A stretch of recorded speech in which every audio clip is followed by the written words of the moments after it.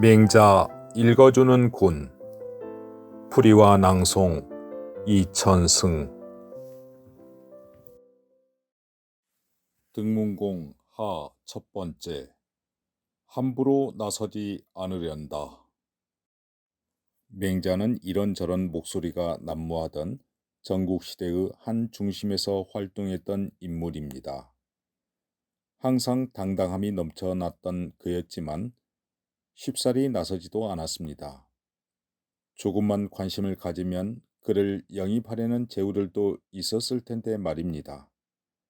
함부로 현실에 발을 들여놓지 않는 맹자를 보고 그의 제자인 진대가 답답한 나머지 조심스럽게 말을 꺼냅니다. 군자가 제후를 찾아다니지 않는 것은 진실로 몸을 지키는 떳떳한 법이겠으나 저의 소견으로는 아무래도 작은 절개인 듯합니다. 이제 한번 제후를 만나 보시면 크게는 천하의 왕자를 만들거나 작게는 패자가 되게 할 수도 있을 것이니 뜻을 얻고 공을 세울 수 있는 좋은 기회가 될 듯합니다. 옛 기록에도 말하기를 한자를 굽혀 한기를 편다라는 말이 있으니 마땅히 한번 해볼 만한 듯합니다. 자네는 그렇게 생각하느냐? 옛적에 임금이 대부를 부를 때 깃발을 보내고 동산을 지키는 관리인 우인을 부를 때는 가죽관을 보내는 법도가 있었다. 그런데 제나라 경공이 사냥할 적에 대부를 부르는 깃발로 관리인을 부르자 그가 오지 않으니 왕은 화를 내면서 죽이려고 하였다. 그런데 공자는 오히려 그를 칭찬하며 뜻 있는 선비는 올곧게 살다가 관도 없이 개천이나 구덩이에 버려질 것을 각오하고 용감한 군인은 싸우다가 자기 목이 달아날 것을 잊지 않는다고 하였다. 공자께서 어찌하여 이 말을 취했겠는가?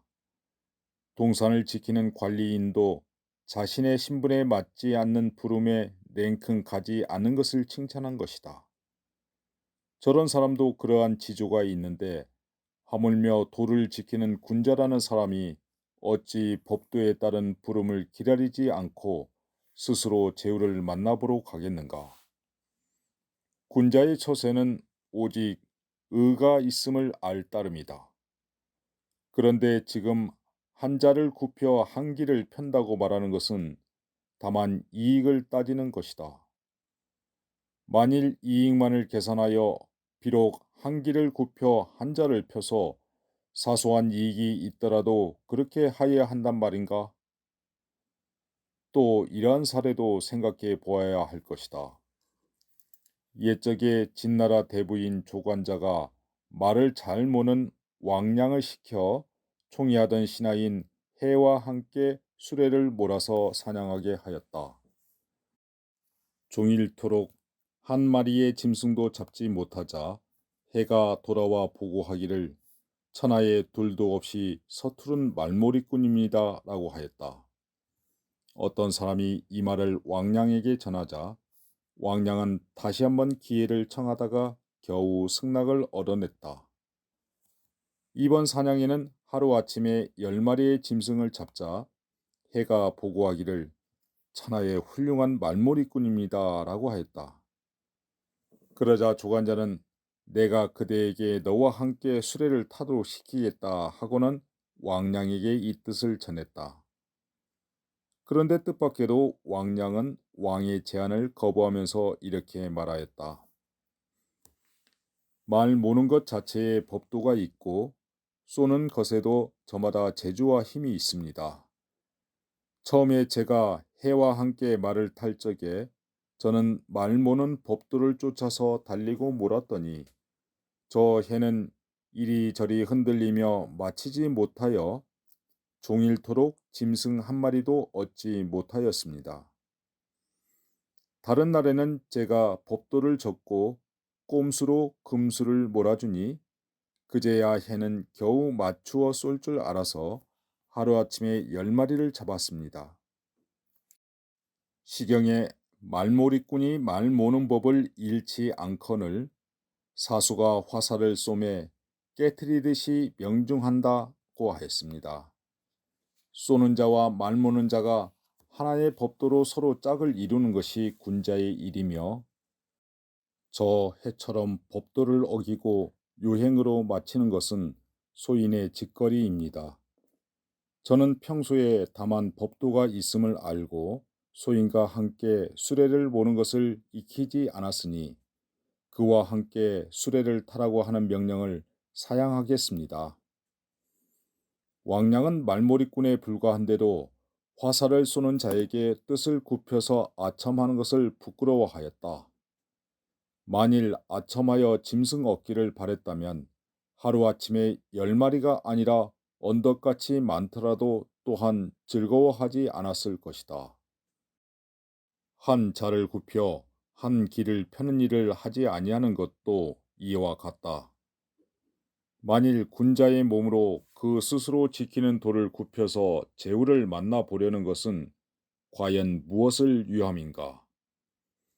내 생각에는 왕자나 패자를 이룰 수 있다 하더라도 구름 같은 짐승에 불과하다고 본다. 한 자를 굽혀서 한 길을 편다 하더라도 또한 해서는 안 되는 일이 있다. 그대가 앞서 말했던 한 자를 굽혀 한 길을 편다는 것은 잘못된 생각이다. 군자의 한 몸은 곧 천하의 표준이다. 반드시 몸을 바르게 하여야 비로소 남들을 바르게 할 것이다. 자기 몸을 굽힌 자가 남을 곧게 편 경우는 없는 법이다. 따라서 한 길을 굽히더라도 또한 한 자도 펴지 못할 것이니 왕업과 폐업을 어찌 이루겠는가? 내가 제후를 보지 않는 것이 어찌 작은 절개란 말인가? 맹자는 쉽게 부를 수 있는 사람이 아니었습니다. 그렇다고 그 스스로 눈치를 보며 함부로 찾아 나서지도 않았습니다. 차라리 도를 행하지 못할지언정 자신의 거취를 결코 가볍게 여기지 않았던 것이지요.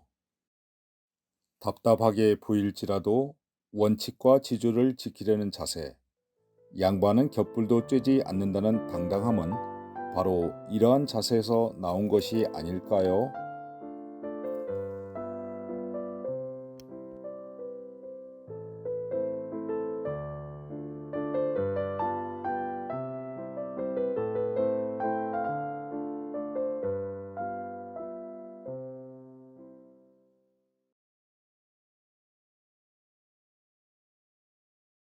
등문공 하 두 번째 대장부의 길. 많은 이들이 애독하는 맹자 구절 가운데 빠지지 않고 등장하는 말이 있습니다. 부귀에 굴복당하지 않고 당차게 살아가겠다는 구절로 경춘이란 사람의 질문에서 시작됩니다. 공소년과 장인은 어찌 진실로 대장부가 아니겠습니까? 한번 노함에 제후들이 두려워하고 그들이 조용히 있으면 천하가 잠잠해집니다. 위나라 출신 공소년과 장은은 언변이 뛰어나 각국 제후들을 대상으로 유세하던 사람들입니다. 공소년의 경우는 조, 한, 위 등 쟁쟁한 나라의 재상을 역임하면서 연합국을 형성하여 초강대국 진나라를 위협하기도 하는 등 전국시대의 지형들을 바꿔 나갔던 인물입니다. 그들의 마음에 차지 않은 일이 있으면 제후들을 설득하여 군대를 움직이게 하니 상대적으로 약한 제국들은 모두 두려워하고 만일 그들이 편안히 집에 거처하면 천하가 싸우지 않고 안정될 정도였습니다. 한 사람의 기쁨과 노여움에 천하의 편안과 유태로움이 달렸으니 많은 이들이 선망하는 대상이기도 했습니다. 그렇다고 그들을 대장부라 말할 수 있을까요? 맹자는 대장부란 자신의 욕망을 쫓는 이들이 아님을 비유를 통하여 다음과 같이 그들을 평가절하합니다. 감정에 따라 천하를 쥐락펴락하는 이들이 어찌 대장부라 할 수 있겠는가? 자네는 예를 배우지 않았던가? 예에 따르면 장부가 관례를 할 때에 아버지가 성인의 마음가짐으로써 훈계하고 여자가 시집 갈 때에 어머니는 순종하는 의리로서 명한다. 시집 갈 때 어머니가 문에서 배웅할 때 경계하기를 너의 집에 가서 반드시 공경하고 조심하여 내 남편의 말을 어기지 말라고 하였다. 순종함을 발음으로 삼는 것은 부녀자의 일반적인 도리이다. 맹자는 갑자기 관례와 혼례 때 부모가 들려주는 경계의 메시지를 인용합니다. 맹자의 의도를 정확히 이해하지 못하면 듣기에 따라서 다소 혼란스러운 대목일지 모릅니다. 당시 공소년과 장이란 자는 제후들을 두렵게 만드는 자들이었습니다. 그러나 맹자가 보기에 그들은 제후가 적국을 노여하면 제후의 심리를 간파하여 전쟁을 일으키고 제후가 싸우는 것을 싫어하면 위에서 원하는 대로 군사를 해산시켜 아첨으로 자리를 유지했던 인물입니다. 그렇게 제후의 입맛에 맞춰가며 권세를 얻는 것은 아녀자의 자세에 지나지 않는다는 것입니다. 일반 장부도 하지 않는데 하물며 큰 인물이라는 대장부가 그렇게 하겠느냐고 잘라 말하는 것입니다. 이어 맹자는 자신의 평소 포부를 말합니다. 천하의 넓은 집에 거처하며 천하의 바른 자리에 서며 천하의 큰 도를 행한다. 뜻을 얻으면 백성과 함께 그 길로 나아가고 뜻대로 안 되더라도 홀로 그 길을 걸어갈 뿐이니 부귀에 그 마음이 흔들리지 않으며 빈천에 그 절개를 변하지 않으며 무력에도 지조를 굽히지 않는 자 이를 대장부라 말한다. 거천하지 광거하며 립천하지 정의하며 행천하지 대도하여 득지하야 안여민 유지하고 부득지하야 안독행 기도하여 북이 불능음하며 빈천 불능이하며 위무 불능구리 차지위 대장분이라. 마음 깊숙이 우러나오는 소리이기에 한편의 시처럼 줄줄 나옵니다. 어진 마음으로 천지 만물과 더불어 한 몸이 되니 천하라는 넓은 곳이 그의 거처입니다. 예로서 몸가짐을 알맞게 하고 털끝만큼의 편견도 없으니 그가 선 곳이 천하의 올바른 자리입니다. 의로운 마음으로 떳떳하고 마땅하게 처신하니 그가 걸어가는 길이 천하의 큰 도리입니다.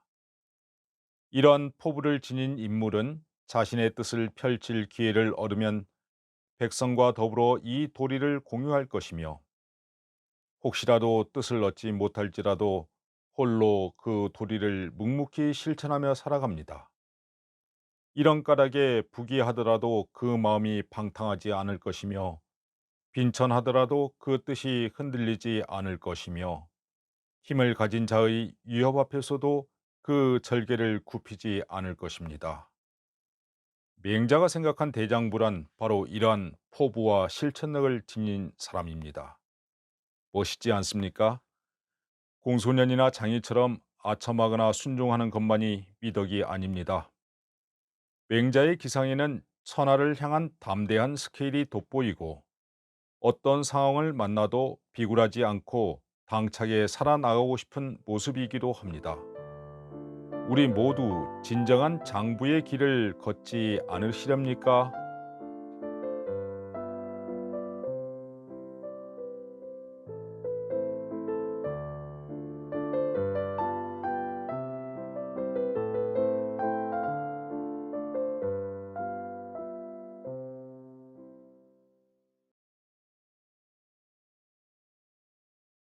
등문공 하 세 번째. 벼슬하기 어려운 세상. 맹자가 제후를 찾아보려 하지 않자 주소란 사람이 비꼬며 말문을 엽니다. 옛날의 군자들은 지위를 얻어 벼슬 하고자 했습니까? 맹자 역시 벼슬을 통한 현실 참여가 군자의 본분임에 동의하지 않을 수 없기에 오히려 강하게 나갑니다. 도를 실천하는 데 뜻을 둔 군자가 어찌 벼슬을 하지 않겠는가?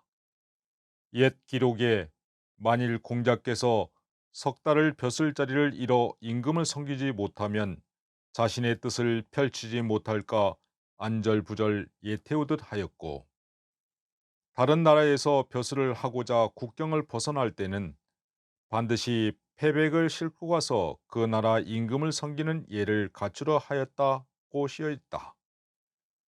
또 공명은은 옛사람이 석 달 동안 섬길 임금이 없으면 조문 가듯 유문했다고 하였으니 뜻을 잃고 도를 펼치지 못함을 유료한 것이다.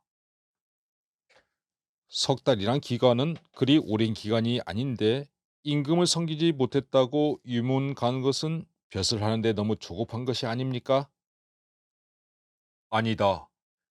벼슬 하는 것은 중요한 일이니 선비가 지위가 있다 잃은 것은 제후가 나라를 잃은 것과 같다. 옛사람은 제사를 중시하였는데 제사는 반드시 밭이나 복록이 있어야 한다.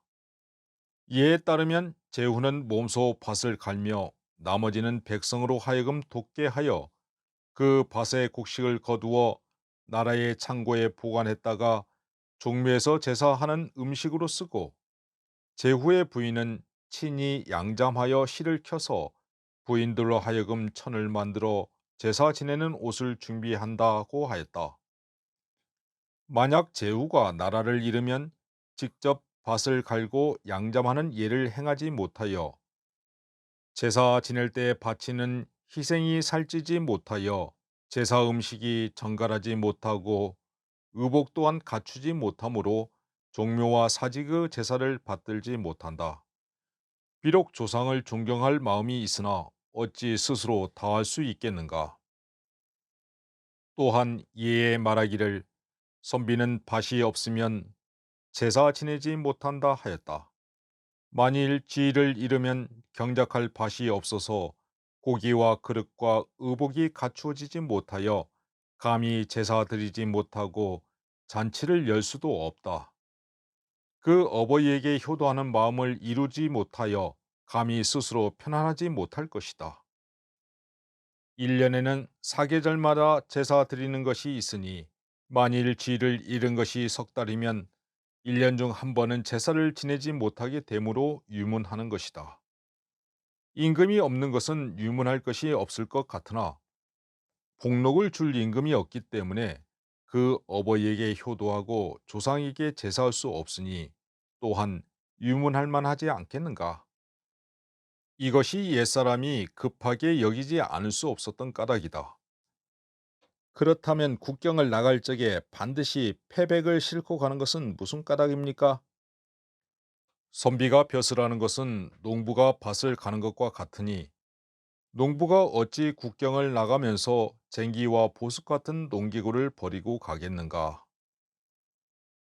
맥락의 깊이는 다르지만 선비는 벼슬을 원한다는 답변을 이끌어내는 주소는 이어 본격적인 질문으로 이어나갑니다.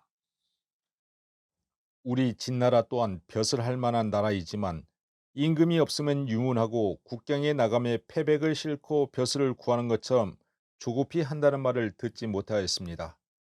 만일 벼슬하기를 이와 같이 급히 한다면 벼슬을 쉽게 얻을 수 있을 것인데 그대와 같은 군자가 벼슬하기를 어렵게 여기고 주저하는 이유가 무엇입니까? 벼슬을 할 때는 진실로 벼슬하는 도리가 있다.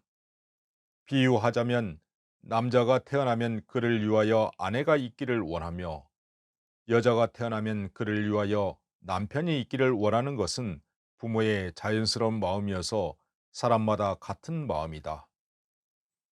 그러나 부모의 결혼 허락과 중매쟁이의 말을 기다리지 않고 구멍을 뚫고 서로 엿보며 담을 넘어 서로 따라다니면 부모와 나라 사람들이 모두 천하게 여길 것이다. 구차스럽게 합하려고 하였기 때문이다. 옛사람이 벼슬을 하고자 하지 않은 것은 아니지만 그 거치에 군신이 지켜야 될 의리가 있고 나아감과 물러남의 예의가 없어서 그 도리의 올바름을 따르지 않는 것을 미워하였다. 도리를 따르지 않고 마냥 몸을 굽혀 제후를 만나 보려는 자는 구멍을 뚫고 만나려는 것과 같을 것이니 사람들이 천하게 여기는 것을 피할 수 있겠는가? 그러므로 군자는 벼슬하기 어려운 것이다. 맹자에 따르면 군자는 생계 유지를 넘어 제사도 모실 수 없기에 벼슬을 통한 현실 참여를 시급한 일로 여겼습니다. 그렇다고 쉽게 벼슬의 유혹에 빠질 사람들도 아니었습니다. 벼슬하기를 재촉하는 마음이 도리를 행하려는 심정에서 나온 것이라면 벼슬하기를 어렵게 여기는 것은 도리를 지키려는 선비의 절개이기 때문입니다. 아무나 섬길 수 없다는 그 마음은 이익을 쫓다가 혹시라도 의리를 저버리지나 않을까 하는 마음이 앞서기 때문이기도 할 것입니다. 이래저래 맹자와 같은 깐깐한 선비는 쉽게 대할 수 없는 사람이면서 동시에 건전한 사회를 위해 꼭 필요한 인물이기도 합니다.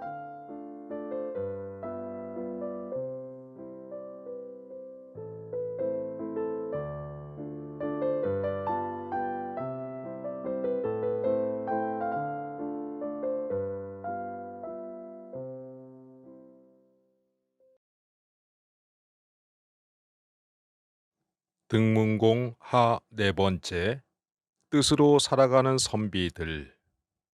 맹자의 움직임은 우리가 생각하는 것보다 규모가 컸습니다.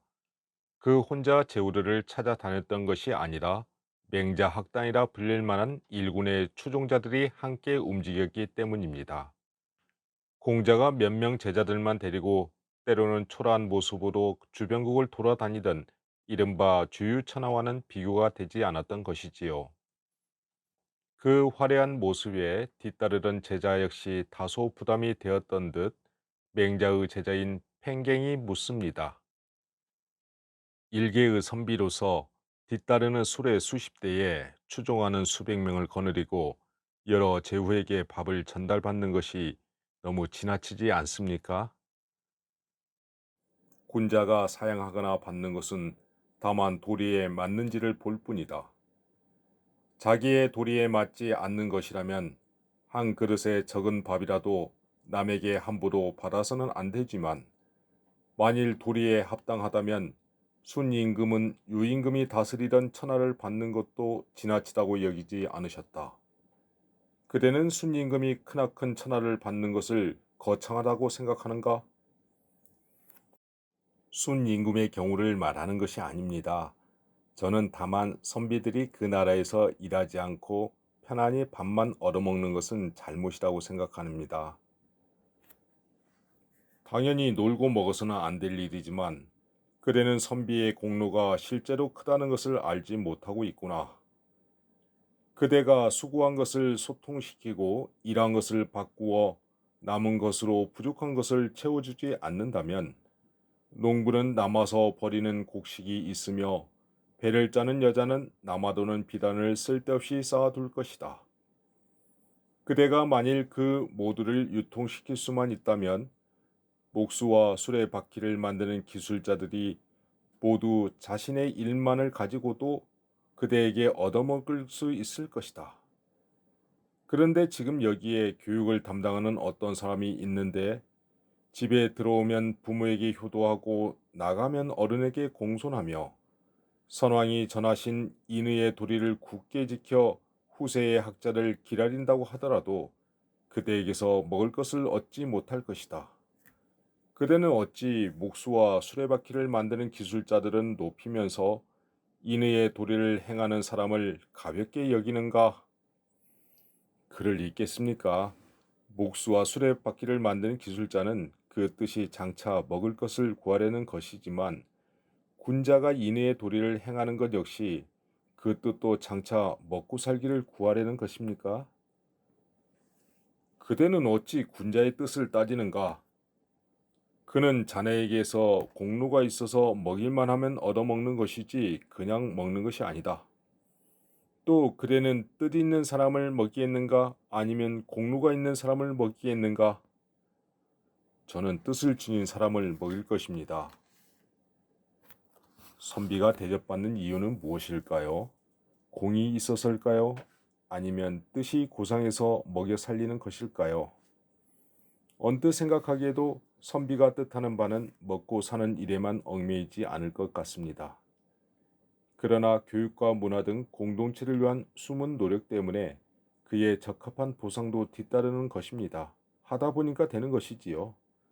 즉, 선비의 뜻만 보고 먹을 것을 주는 것이 아니라 그 뜻에 따른 일정한 공이 있기에 먹고 살 것을 제공받는 것이지요. 여기서 맹자가 말하고 싶은 것은 자신을 따르는 많은 사람들은 윤리 도덕의 정신적 측면에 도움을 주는 큰 공이 있을 것이기에 제후들이 먹여 살리는 것이 자연스럽다는 주장입니다. 좀 더 편견에 대한 맹자의 비판적 내용을 살펴보겠습니다. 그대가 뜻을 지닌 사람을 먹인다고 했는데 가령 여기에 어떤 사람이 기와를 깨뜨리고 담장에 함부로 낙서를 하는 등 공은 없고 피해만 있다고 하자. 그렇더라도 그 뜻이 장차 먹을 것을 구하려는 것이라고 한다면 그대는 그를 먹여 살리겠는가? 무슨 말씀이십니까? 당연히 먹이지 않을 것입니다.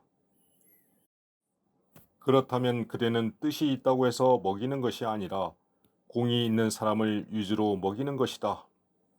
선비는 도리를 세우는 공로가 있는데 일 없이 먹는다고 하니 인의를 행하는 사람을 가볍게 여기는 것이 아니겠는가? 맹자 당시는 성과와 이익만을 앞세우는 말들이 난무하던 시대였습니다. 예나 지금이나 눈앞의 결과와 성과를 따지는 것은 익숙한 일들입니다. 모두를 위한 공로가 있으면 먹여 살리는 것은 당연하겠지만 문제는 어떤 공이냐입니다. 맹자는 뜻을 먹고 사는 선비 역시 노동자 못지않게 공동체를 위한 큰 공로가 있다고 주장합니다. 그저 놀고 먹는 것이 아니라는 말이지요. 긍정적인 전통 문화를 전승하려는 숨은 누군가의 노력을 우리는 어떤 방식으로 기억해야 할까요? 윤리 도덕을 숭상하던 선비 역시 노동자로 대우를 받기에 충분할까요? 만약 대우를 받게 된다면 지식인으로서 선비들이 지녀야 될 책임의식은 어떠해야 할까요?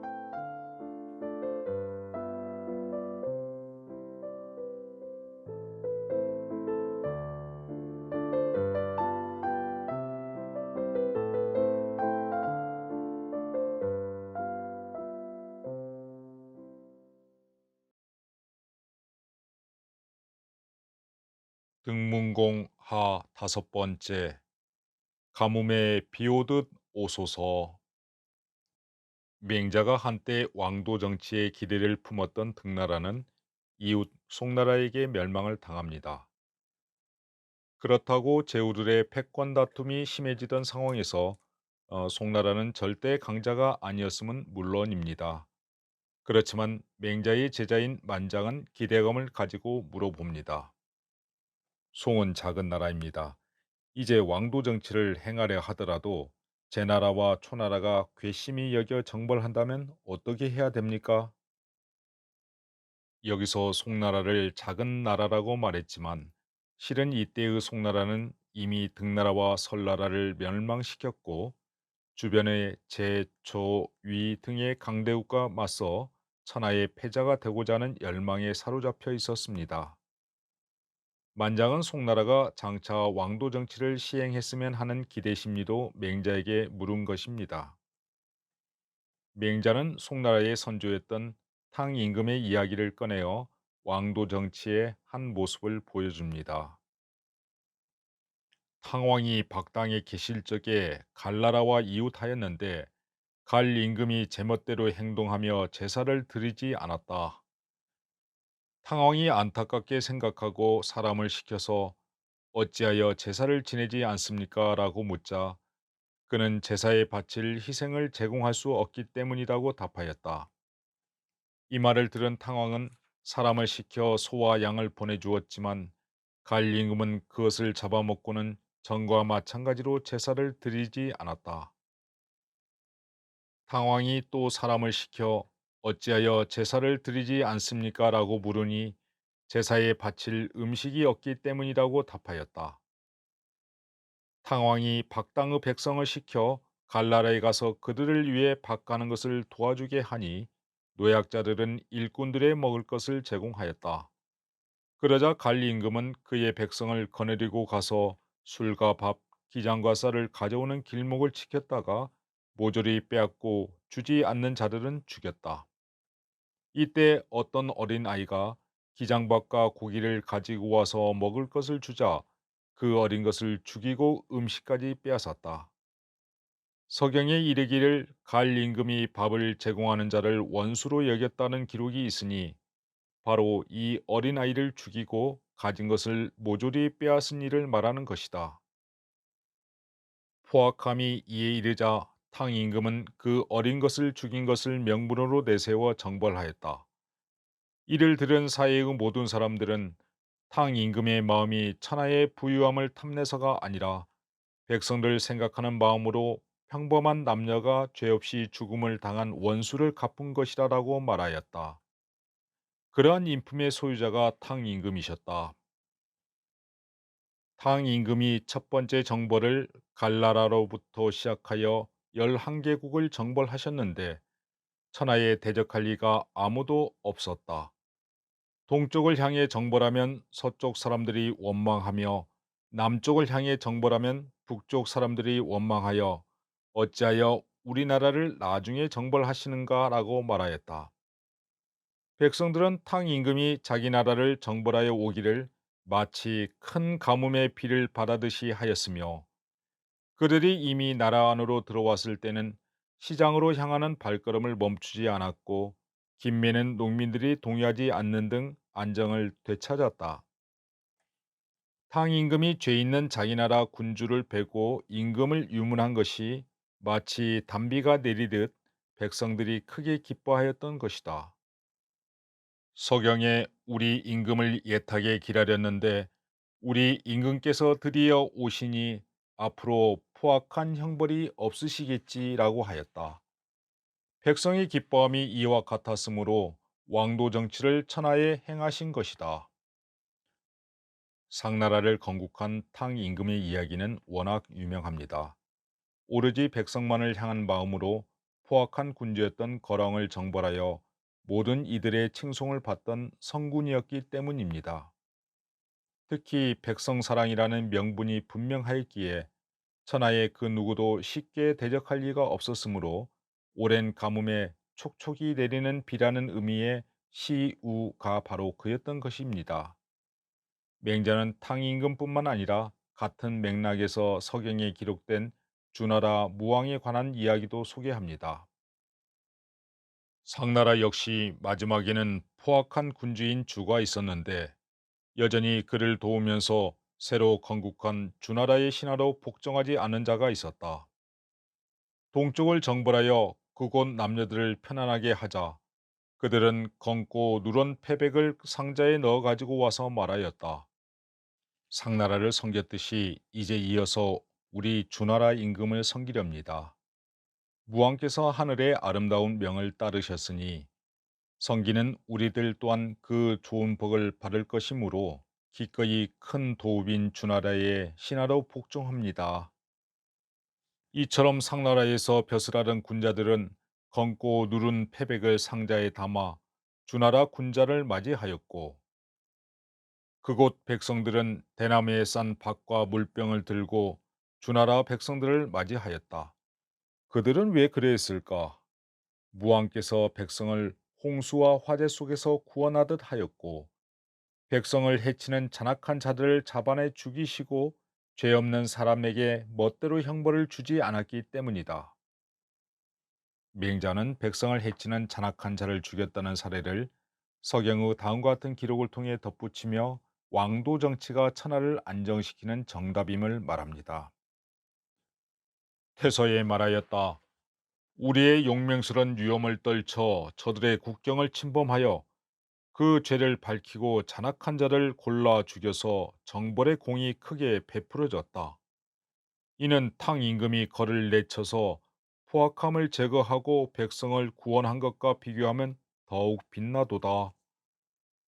왕도 정치를 행하지 않는다면 더 말할 필요도 없겠지만 만일 왕도 정치를 실행한다면 온 천하가 다 머리를 들고 우러러보며 내 임금으로 삼고자 할 것이니 제나라와 초나라가 비록 크다고 하지만 무엇을 두려워하겠는가? 맹자 자체도 어려운 대목이 많은데 맹자에서 인용하는 서경이나 시경의 구절은 더욱 어렵습니다. 맹자 이전의 역사적 기록 가운데 맥락에 따라 핵심적인 구절만을 적절하게 제시하기 때문입니다. 맹자의 대표적인 주석가인 후한시대 조기는 맹자가 오경 중에서도 특히 시경과 서경에 장점이 있다는 말을 하였는데 그 말이 맞는 것 같습니다. 여기서 맹자는 서경의 글을 자유자재로 인용하면서 왕도 정치의 역사적 사례를 제시하고 있습니다.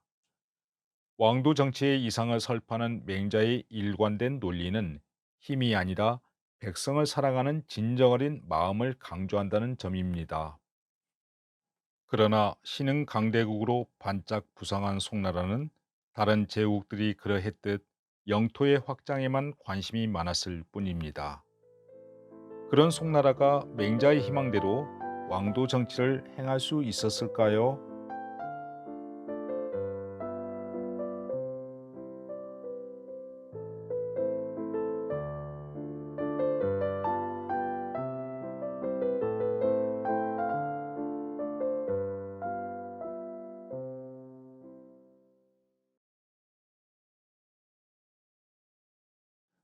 등문공 하 여섯 번째, 혼자서는 역부족입니다. 송나라 왕인 언은 제후들의 패권을 내다보며 자신의 세력을 확대했던 인물이었지만 결과적으로 송나라는 그로 인해 멸망하게 됩니다. 갈수록 음주 가무에만 빠져들고 가난하는 신하들이 있으면 그 자리에서 활을 쏘아 죽이는 등 송나라의 거랑이라고 불릴 정도로 포악함이 극치에 달했기 때문입니다. 망국의 길을 막고자 노력했던 인물 중에 대불승이란 신하가 있었습니다. 그는 착한 선비로 알려진 설거주를 왕에게 추천하며 왕의 변화를 기대합니다. 가능할까요? 맹자는 외국어 배우는 것을 비유하며 적절한 환경이 조성되어야 효과를 볼 수 있음을 말합니다. 그대는 그대의 왕이 좋은 군주가 되기를 바라는가? 내 똑똑이 그대에게 일러주리라. 만약 여기에 초나라 대부가 있는데 그의 아들이 제나라 말을 배우기 원한다면 제나라 사람을 스승 삼아 가르치게 하겠는가? 아니면 초나라 사람에게 가르치게 하겠는가? 제나라 말을 배우려면 당연히 제나라 사람을 스승으로 삼아 가르칠 것입니다.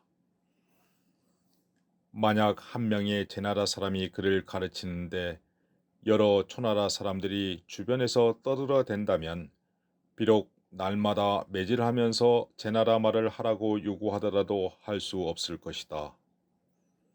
반면에 그를 데리고 제나라의 장악이라는 땅에 수년 동안 살게 한다면 비록 날마다 매질하면서 초나라 말을 하라고 하더라도 역시 할 수 없을 것이다. 효과적인 외국어 학습을 위해 외국을 나가는 경우도 많습니다. 그러나 정작 외국에서 모국어를 사용하는 사람들과 어울려 지낸다면 별로 효과가 없다는 것은 다 아는 사실일 것입니다. 공간만 다를 뿐 생활 환경은 국내에 있을 때나 마찬가지이기 때문이죠. 반면에 외국인과 같이 생활하는 문화에 충분히 적응되었다면 자신도 모르게 어느 순간 그 나라 말이 제2의 모국어가 될 것입니다. 맹자는 신하가 임금을 착하게 만들고자 하는 것도 진정성을 따지자면 부모가 자녀를 교육시키는 것과 마찬가지라 비유합니다. 효과적인 외국어 학습을 위해 주변 환경을 그와 맞추듯이 좋은 왕을 만들기 위해 주변의 신하들이 모두 비슷한 생각으로 왕을 모셔야 된다는 것이지요. 맹자는 당시 송나라 상황을 염두에 두고 말을 이어갑니다. 그대는 설거주를 왕에게 청거하였으니 그의 마음과 행실이 착한 선비이므로 반드시 임금을 착하게 인도할 것으로 생각하여 왕의 주변에 있도록 하였을 것이다. 만약 왕의 처소에 있는 어른과 어린이나 지위가 높고 낮은 사람이 모두 설거주와 같은 사람이라면 바른 사람이 조정에 가득하여 보고 듣는 것이 다 착할 것이니 왕이 누구와 더불어 착하지 않은 짓을 하겠는가? 그러나 만일 왕의 처소에 있는 어른과 어린이나 지위가 높고 낮은 사람들이 모두 설거지와 같은 사람이 아니라면 아청과 참소가 왕의 주변에 가득하여 착한 말과 행실이 왕에게 전달되지 못할 것이니 왕이 누구와 더불어 착한 일을 하겠는가? 자네가 청거한 설거주는 비록 착한 선비이기는 하지만 하나의 설거주일 뿐이다. 한 명의 설거주 혼자 송왕에게 어찌하겠는가? 어느 한 사람의 노력만 가지고 모든 변화를 이끌어내기는 어려움이 많습니다. 어진 군주로 이끌려는 노력도 한두 사람의 힘만으로 될 수 있는 일이 아니지요. 맹자의 생각으로는 소인들로 둘러싸인 현실에서 군주 한 사람만의 힘으로는 임금을 바르게 할 수 없다는 것입니다. 그렇다고 개선의 노력마저 멈출 수 없는 일이기에 맹자의 안타까움은 더해갔을 것입니다.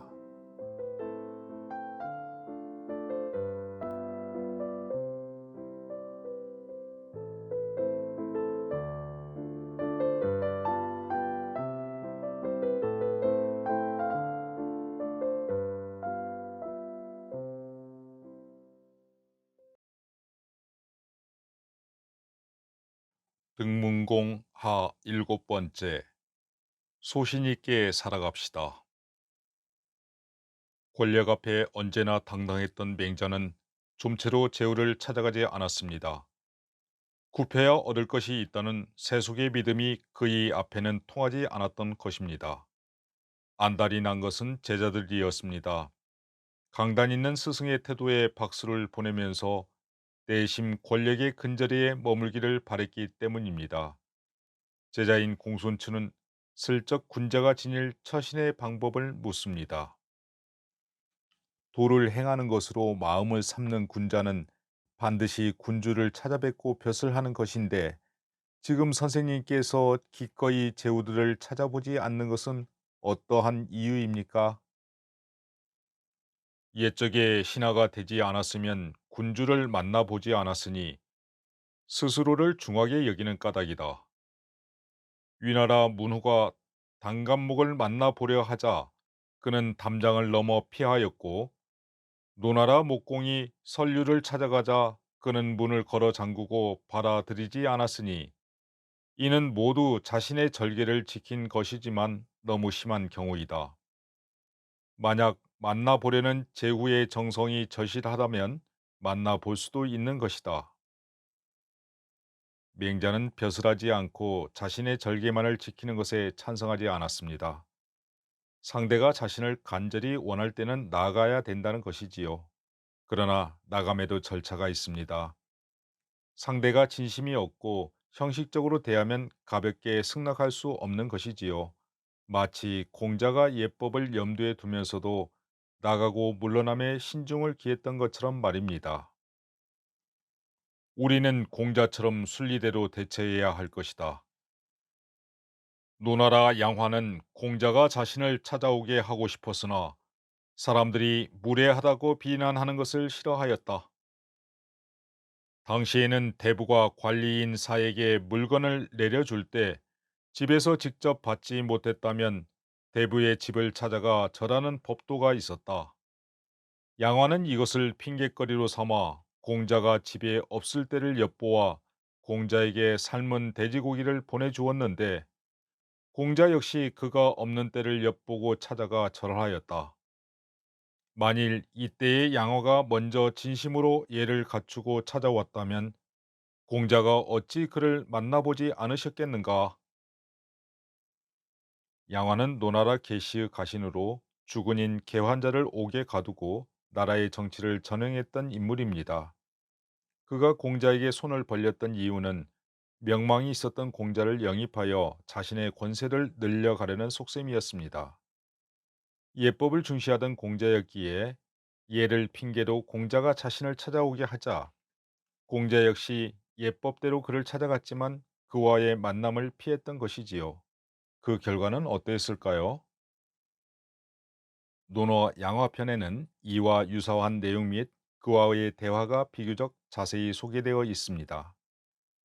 예법의 형식대로 공자를 찾아오게 한 양화는 길에서 우연한 만남을 가장하여 공자와 마주칩니다.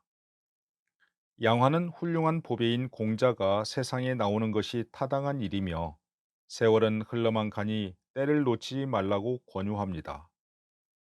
이때 공자는 벼슬 하려는 의욕이 없었던 것이 아니라 다만 양화와 같은 악한 자들과 함께 할 수 없었던 것이지요. 그럼에도 공자는 장차 벼슬 할 것이라는 승낙의 말을 던집니다.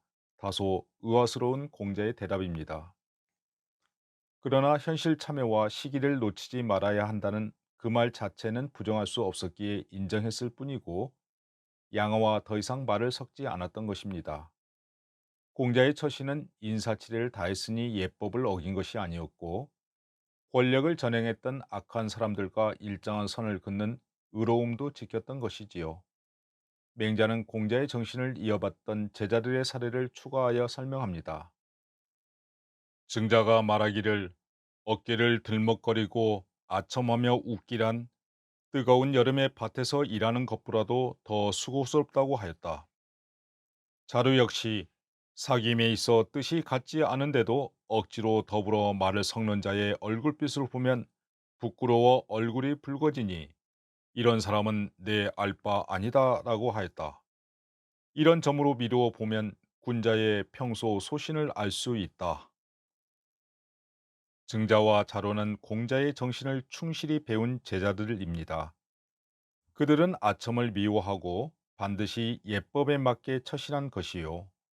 마음에 없이 억지로 합하려는 것을 싫어했으니 반드시 의리로서 대처했다고 할 것입니다. 이처럼 군자가 평소에 기르는 기계와 절개는 모두 떳떳하고 올곧은 도로서 생활에 나갔음을 알 수 있습니다. 맹자인들 현실에 참여하면서 자신의 이상을 펴고 싶지 않았겠습니까? 그러나 소신을 굽히면서까지 권력에 아부하는 모양새를 보이고 싶지 않았던 것입니다. 우리가 만약 맹자였다면 어떻게 했을까요?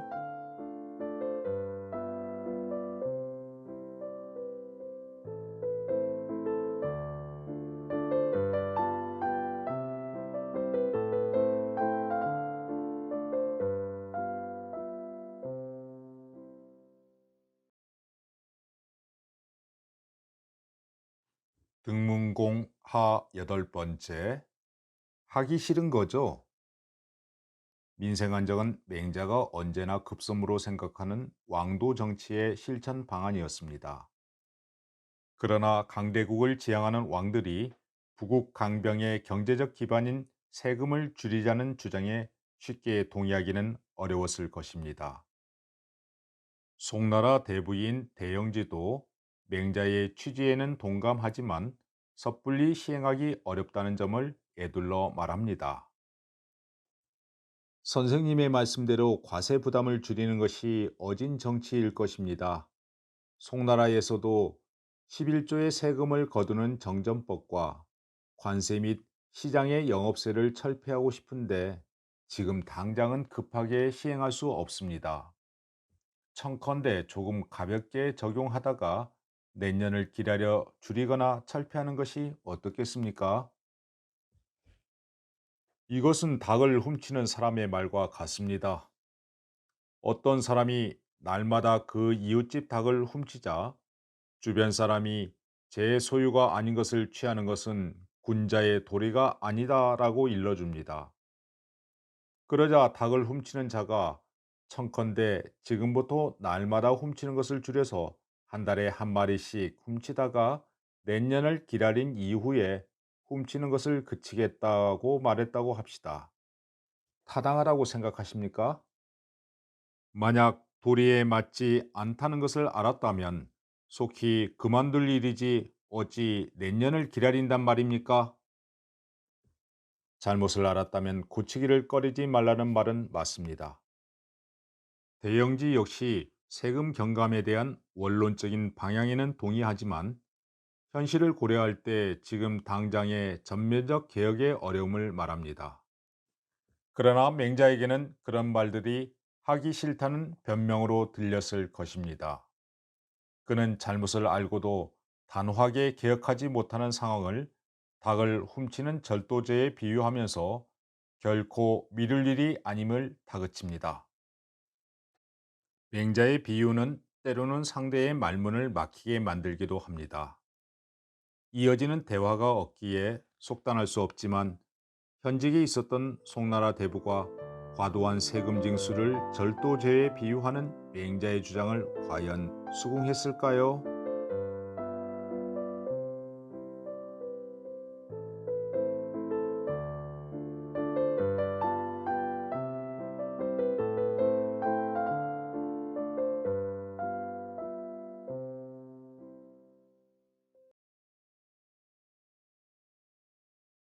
등문공 하 아홉 번째. 어쩔 수 없어서 나선다.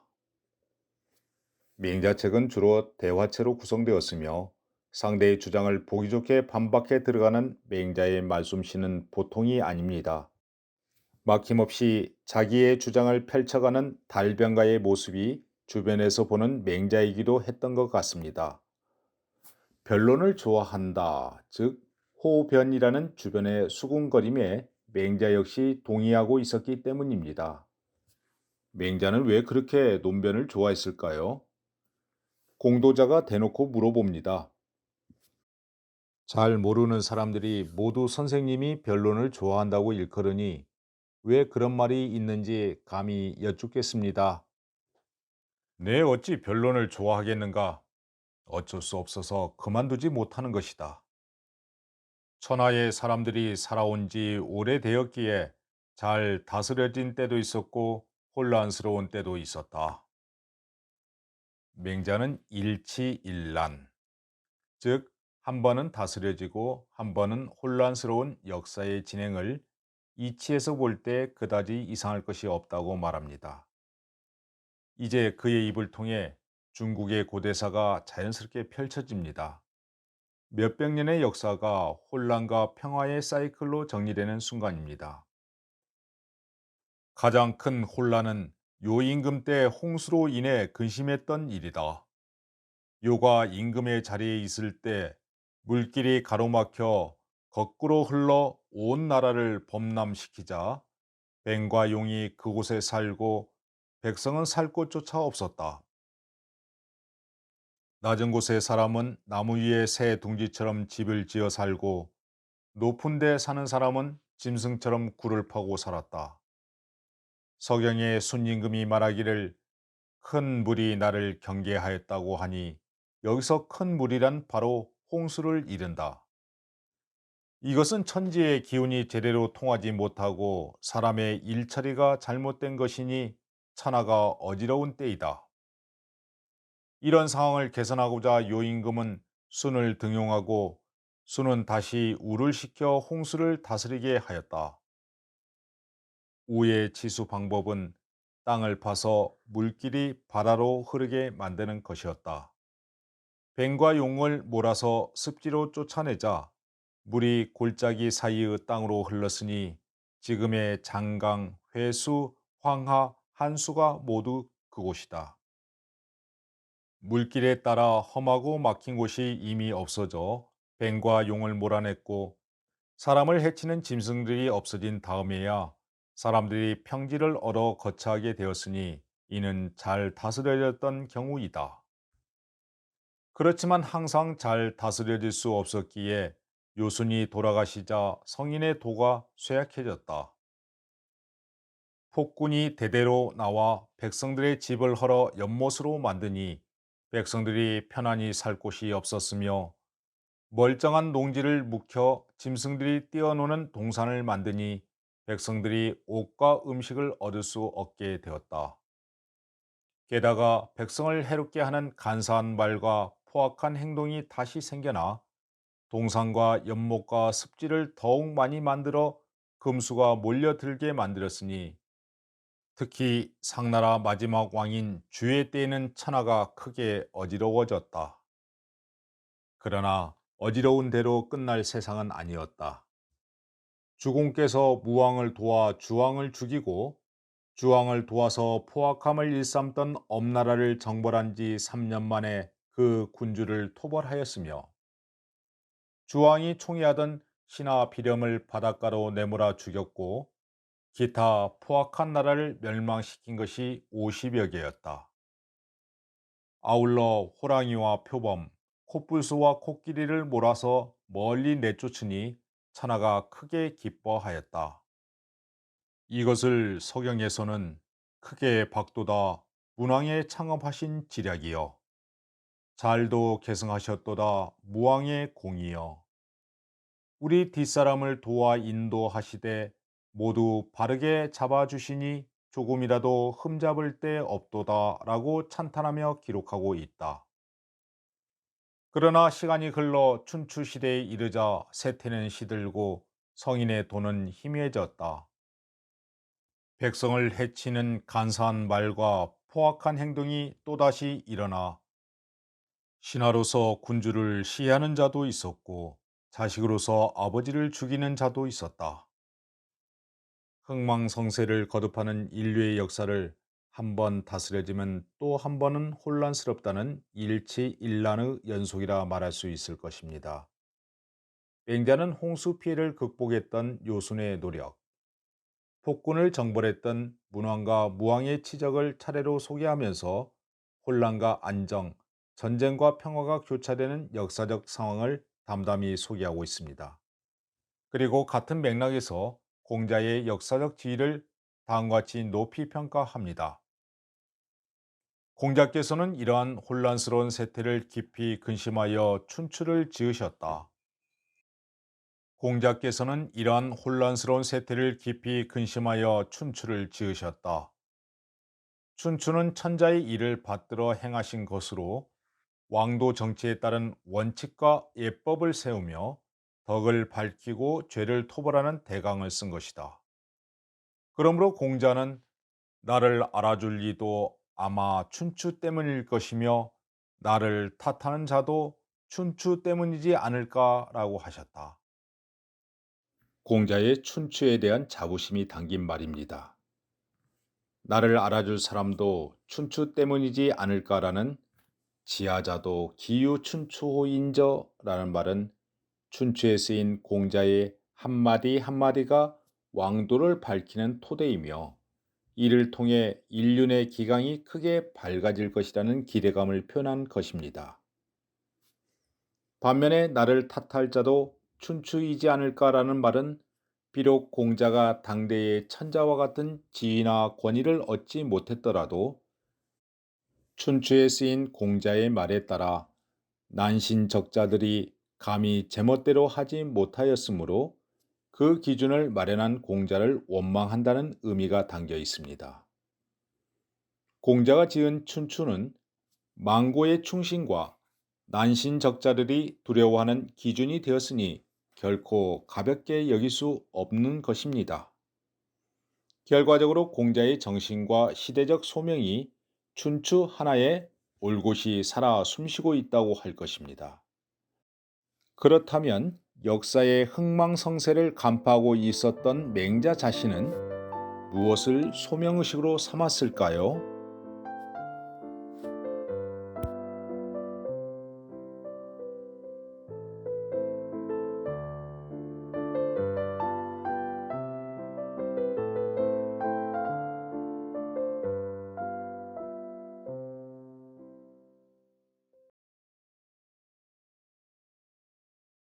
등문공 하 아홉 번째 둘째 대목 나의 소명은 유학의 부흥 공자가 춘추를 지어 만세토록 이어갈 기강이 세워지기를 소망했듯이 제후들의 패권 다툼이 한창 치열해진 전국시대에서 맹자 자신의 시대적 소명의식도 있었습니다.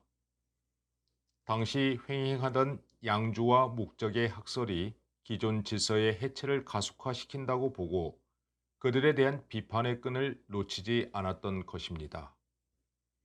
사회 곳곳에 스며든 이들의 논의를 잠재워야만 공자가 주장했던 유학의 정신이 부흥할 수 있다는 확고한 신념이었습니다. 공자가 돌아가신 이래도 성스러운 임금이 오랫동안 나오지 않자 사회 기강을 엄숙하게 하고 세상을 올바른 도리로 이끌 이가 없으셨다. 그리하여 제후들이 힘을 다투면서 거리낌 없이 방자해졌으며 처사들 또한 학파별로 논의들이 제멋대로 갈리게 되었다. 양주와 묵적의 이상한 학설이 더욱 심했고 천하에 가득했으니 인의의 도덕을 말하는 자가 양주에게 돌아가지 않으면 묵적에게 돌아가게 되었다. 그 잘못된 학설이 사람을 미혹함이 이와 같았다. 저 양주는 다만 자기 몸만을 사랑할 줄 아는 유아를 주장할 뿐이요. 몸을 바르게 하는 의리가 있는 줄을 모르니 이는 사회성이 결핍되고 임금을 부인하는 것이다. 묵적은 사랑에 차등이 없다는 겸해를 주장하여 자기 부모를 길에 다니는 사람과 다름이 없게 보는 것이니 이는 아버지가 없는 것이다. 사람이 사람된 까닭은 그 군신의 의리와 부자의 친함이란 큰 윤리가 있기 때문이다. 그런데 지금 양주와 묵적은 아버지도 없고 임금도 없으니 이는 사람의 도리를 없애버리려는 것이니 짐승과 같아질 것이다. 이 잘못된 학설을 가지고 사람을 이끈다면 그 해로움이 어떠하겠는가? 인간이 짐승과 같아진다는 경고를 옛날 공명은은 이렇게 말했다.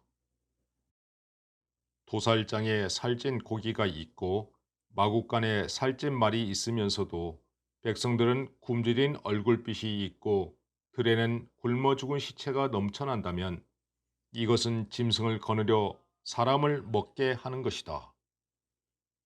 지금 양주와 묵적의 해로움은 이보다 더 심하다. 양주와 묵적의 나만을 유하거나 모두를 겸하여 사랑한다는 도가 그치지 않는다면 공자께서 주장하신 인의의 도리가 가려져 나타나지 못할 것이다. 저들의 올바르지 못한 말들은 백성을 현혹시켜 인의의 도리가 마침내 막히게 될 것이고 인의의 도리가 막히면 짐승을 몰아다가 사람을 먹게 하거나 더 나아가 사람들끼리 짐승처럼 서로를 잡아먹는 상황까지 발생할 것이다. 이것이 천지의 기운이 쇠퇴하고 인사를 잃어버려 천하가 한번 어려워진 까닭이다. 나는 이렇게 될까 두렵기 때문에 옛 성인의 도를 수호하여 양주와 묵적의 학설을 철저히 막으며 정도에서 벗어난 그 방탕한 말을 추방하여 부정한 말이 나오지 못하게 하려는 것이다. 이것이 바로 내가 도를 보호하는 마음이다. 출발은 미약할지 모르지만 현실적으로 저 이단의 피해는 매우 심각할 것이다. 부정한 말과 잘못된 학설을 내는 마음은 일상생활을 그르치고 그러한 일상의 반복은 세상의 도리와 기강을 바로잡으려는 정치에 피해를 주게 된다. 성인이 다시 나오시더라도 잘못된 마음이 이를 망치고 그 일이 정치에 피해를 준다는 나의 말을 바꾸지 아니할 것이다. 만일 저 이단을 막지 않는다면 무엇을 기준으로 천하를 다스리겠는가? 맹자가 진단한 당시 시대적 병폐는 양주와 묵적 같은 이단 학설의 범람이었습니다.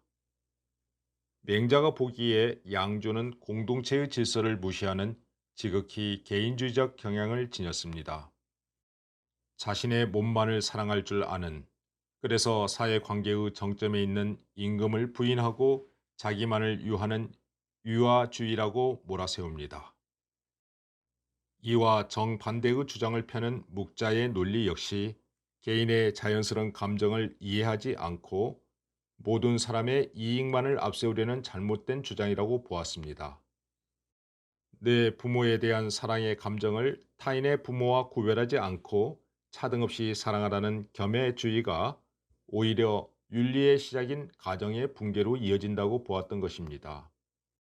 맹자의 시각에서 자기만을 위하려는 양주의 논리는 개인주의의 극단적 형태라면, 모든 이들을 사랑하려는 묵자의 겸해는 인간의 현실을 고민하지 않고 이상만을 주장하는 이단의 논리였던 것입니다. 그래서 그들의 생각이 더 이상 퍼져나가지 않도록 하기 위해 맹자 자신이 나설 수밖에 없다는 것입니다. 이어서 그는 자신의 논리를 다음과 같이 일목요연하게 정리합니다. 종합하면 옛날에 우왕이 홍수를 막아내니 천하가 태평스럽게 되었고, 주공이 이적을 통합하고 맹수를 멀리 쫓아내자 백성들이 편안하게 되었고, 공자가 춘추를 완성하여 큰 의리를 밝히자 난신적자들이 벌벌 떨었다. 이렇게 천하의 혼란을 다스림은 새 성인의 공로에 힘입은 것이고, 당시 상황에서 그들은 어쩔 수 없는 걱정과 답답함에서 그러했던 것이다. 시경에 말하기를 서쪽의 융과 북쪽의 적을 정벌하니 남쪽의 형과 서가 징계 삼아 다스려지네. 이렇게 되니 그 누가 나를 감히 대적하리오라고 하였다. 이 시는 주공이 오랑캐와 중국의 경계를 바르게 하는데 그 엄격함이 이와 같았음을 말한 것이다. 지금 양주와 묵적의 학설은 끝내는 아버지도 얻고 임금도 얻게 되어 이적과 다름없는 주장이니 주공도 반드시 징벌할 것이다. 이어 맹자는 자신의 역사적 소명의식을 다시금 각오하듯 압축적으로 말합니다. 나 또한 인심을 바로잡고 부정한 말을 종식시키며 치우친 행동을 막으며 방탕한 말을 추방하여 새 성인을 계승하려는 것이다. 내 어찌 변론을 좋아하겠는가? 나는 어쩔 수 없어서 그런 것이다. 양주와 묵적을 막을 것을 말하는 자는 성인의 무리이다. 맹자가 꿈꾸는 이상은 인의에 기반한 윤리 도덕이 바로 서는 사회이며, 이에 방해를 주는 양주와 묵적 같은 부정한 학설이 더 이상 행해지지 않도록 근절시키는 것을 자신의 소명의식으로 삼았던 것입니다. 인심을 바로잡으려는 정인심, 부정한 말을 종식시키려는 식사설은 맹자의 이단 배척을 압축적으로 대변해 줍니다. 특히 맹자에게 있어 개인주의적 경향인 양주와 이상적 공동체를 내세우는 묵적의 논리를 배척하는 것은 결과적으로 유학의 부흥을 위한 첫 걸음이었습니다. 이것은 맹자가 변론을 좋아한다는 다소 비판적 시선을 감수하면서까지 자기 주장을 소신 있게 펼쳐나갔던 힘이었습니다. 그런데 양주와 묵적의 학설에 대한 맹자의 반박은 타당한 것일까요? 자기의 삶을 소중히 간직하려는 양주의 논리는 단 하나뿐인 삶에 대한 예착 때문에 사회적 도구나 수단으로 쉽게 빠지지 않겠다는 것이지요. 차라리 운동자의 삶을 살지라도 말입니다. 그리고 묵자의 논리 역시 개인적 감정을 넘어선 공동체의 평화를 지향한다는 점에서 재평가할 필요도 있습니다. 그러나 잠시 그 정당성 여부를 제쳐두더라도 유학의 올고름을 결사적으로 지켜내려는 맹자의 목소리는 또렷합니다. 내 어찌 변론을 좋아하겠는가? 부득이해서 그런 것이다. 우리 시대 어쩔 수 없이 내야만 되는 목소리는 무엇일까요? 있기는 있는 건가요?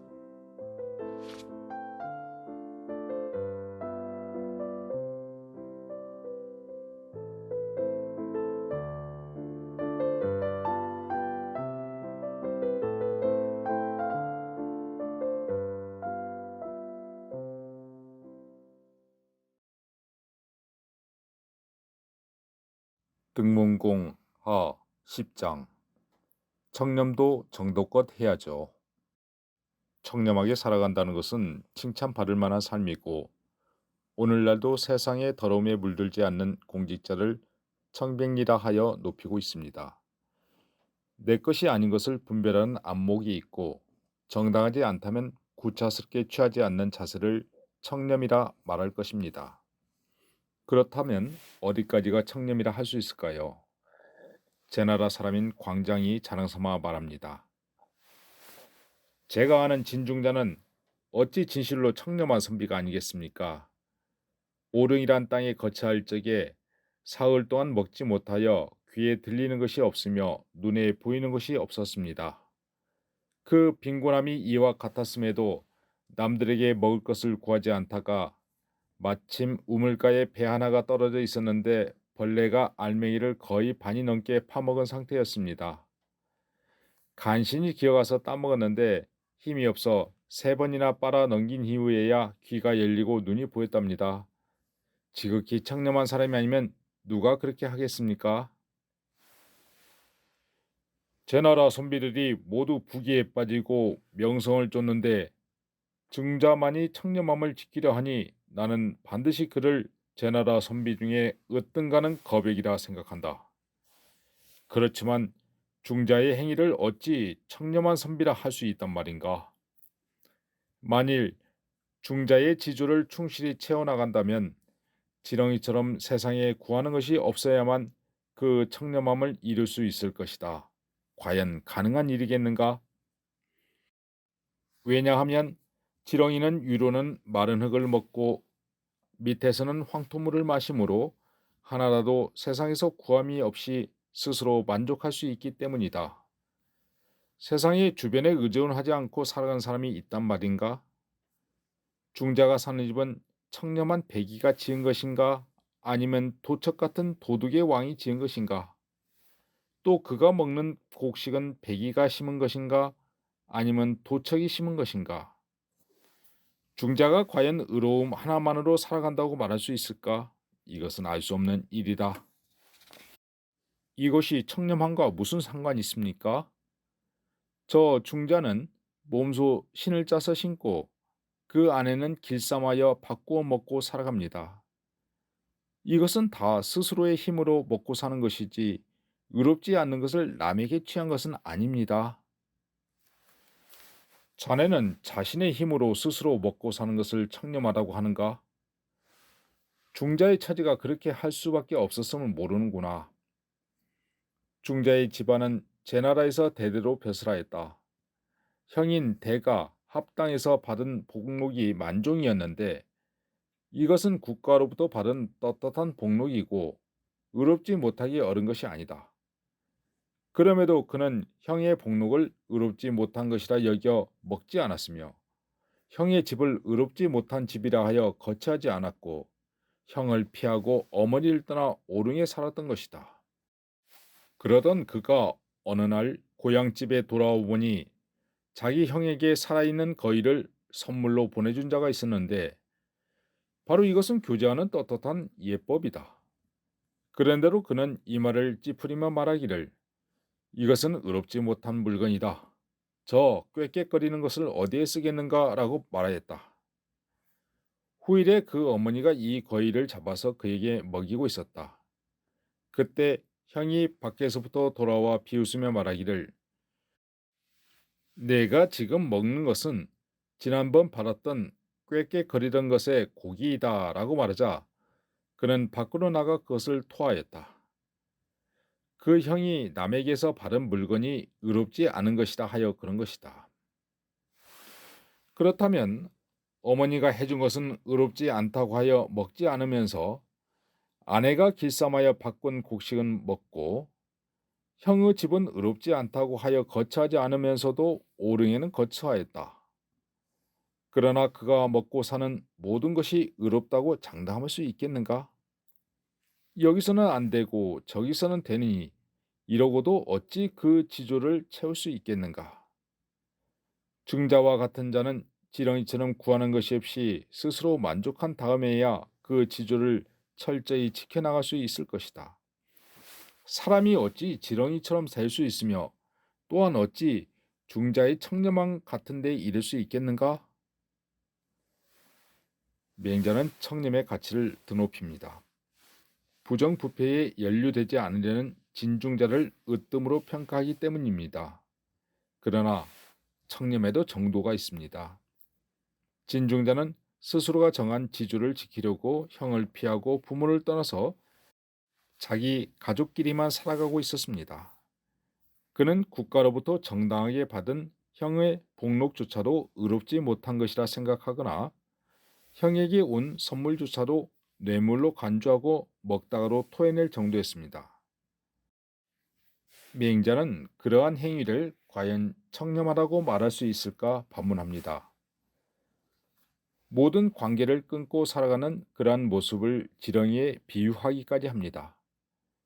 흙이나 파먹고 살아가는 지렁이처럼 제 자신은 청렴하다고 자부할지 모르지만 인간 관계를 저버리고 도도하게 독야청청 살아가는 삶을 과연 청렴하다고 말할 수 있느냐는 것이지요. 인륜을 무시한 운둔자의 청렴을 무의미하다고 보는 유학의 주장은 일관됩니다.